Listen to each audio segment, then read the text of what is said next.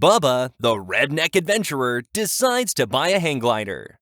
Eager to try it out, he takes it to the highest mountain point.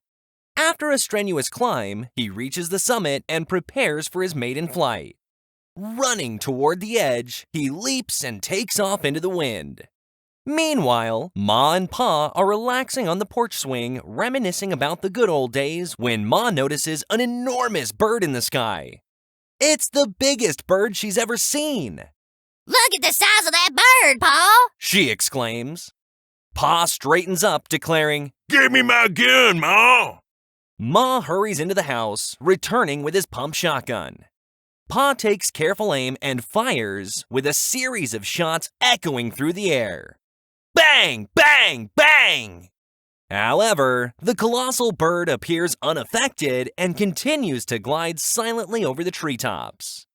"I think you missed him, Pa." Ma observes. "Yeah, Pa replies. but at least he let go of Bubba." A grade school teacher is asking students what their fathers do for a living. "Timmy, you be first," She says. "What does your father do for a living?" "My father is a doctor." Timmy replies proudly. "Very impressive." Says the teacher.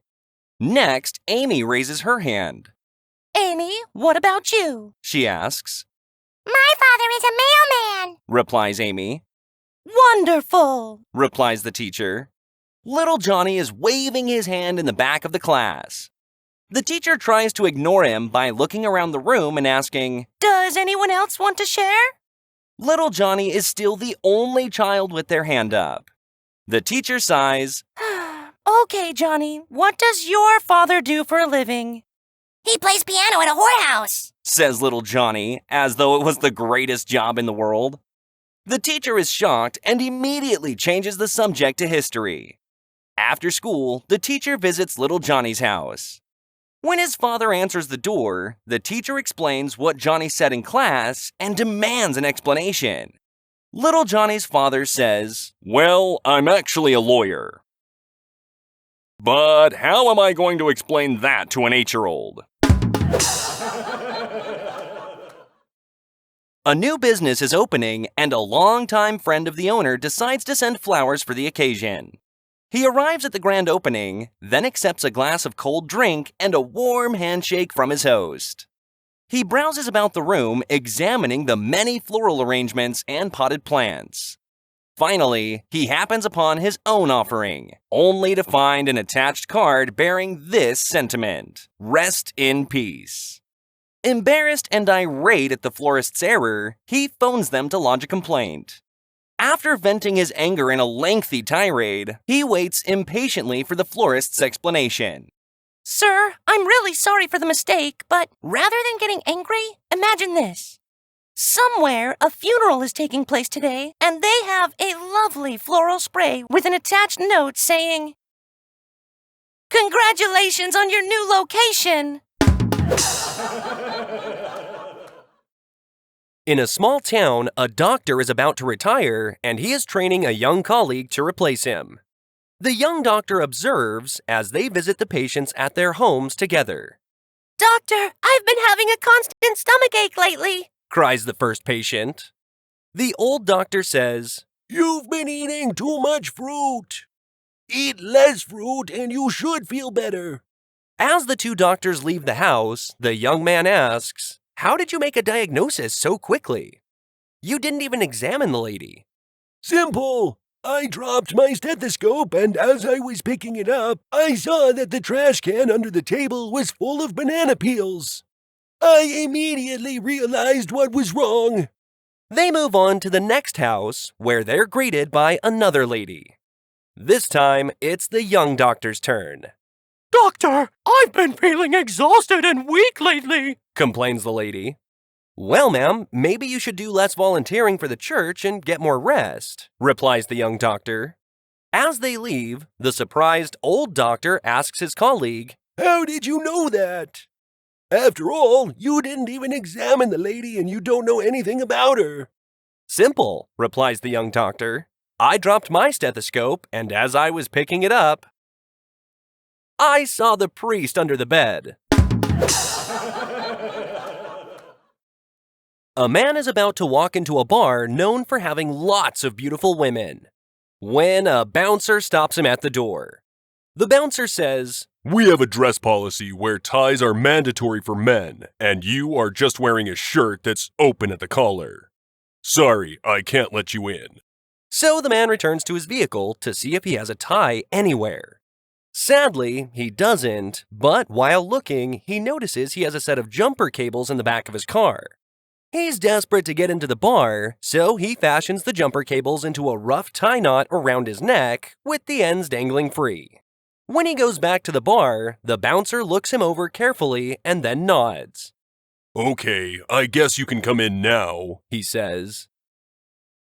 "Just don't start anything." A man is leaving a Staten Island convenience store with his espresso when he notices an almost unusual Italian funeral procession approaching the nearby cemetery. A black hearse is followed by a second black hearse about 50 feet behind. Behind the second hearse is a solitary man walking a dog on a leash. Behind him, a short distance back, are about 200 men walking in single file. The man raises his eyebrows. He's never seen anything like this before, so after a while, his curiosity gets the best of him. He respectfully approaches the man walking the dog and says, "I'm so sorry for your loss, and this may be a bad time to disturb you, but I've never seen a funeral like this. Whose funeral is it?" The man walking the dog replies, "That first coffin is from my wife." "I see. My condolences. May I ask what happened to her?" asks the man. "Well, my dog attacked and killed her," replies the man with the dog. "Well, who's in the second coffin?" asks the man. "My mother-in-law. She was trying to help my wife when the dog attacked and killed her also," says the man with the dog. There is a moment of silence between the two men. The man then asks, "Can I borrow the dog?" The man with the dog replies, "Get in line." A guy stops at the post office during his lunch hour to mail some bills. When he gets there, he sees a middle-aged, balding man standing at the counter in front of him. The man is methodically placing love stamps on bright pink envelopes covered with hearts. He then takes out a perfume bottle and starts spraying scent all over them. The guy is in a hurry, and the man at the counter has a huge stack of envelopes that he hasn't even gotten to yet. Becoming impatient, as well as curious, he walks up to the balding man and asks him what he's doing. The man replies, "I'm sending out 1,000 Valentine's cards signed Guess Who?" "But why?" asks the man. The man replies, "Well, I'm a divorce lawyer." A preacher's wife is expecting a baby, so he goes before the congregation and asks for a raise. After much discussion, they agree that whenever the preacher's family expands, so will his paycheck. After 6 children, this starts to get expensive for the church. So the congregation decides to hold another meeting to discuss the preacher's salary. There is much arguing and bickering about how much the clergyman's additional children are costing the church. Finally, the preacher gets up and speaks to the crowd. "Children are a gift from God," he says. Silence falls on the congregation. Then, from the back pew, a little old lady stands up and with her frail voice says, Rain is also a gift from God, but when we get too much of it, we wear rubbers. 3 men are sitting at a bar having a beer. They're discussing what they want their family and friends to say when the time comes and they're laying in their caskets. The first man says, "I want them to say I was a great father and a great friend. And I want them to say I was dependable." The second guy says, "I just want them to talk about how much I helped change the world, and how I left it a better place for others." The third guy just sips his beer. One of the other men asks, "Hey, what about you? What do you want your family and friends to say about you? The third guy thinks for a moment while taking another swig of his beer.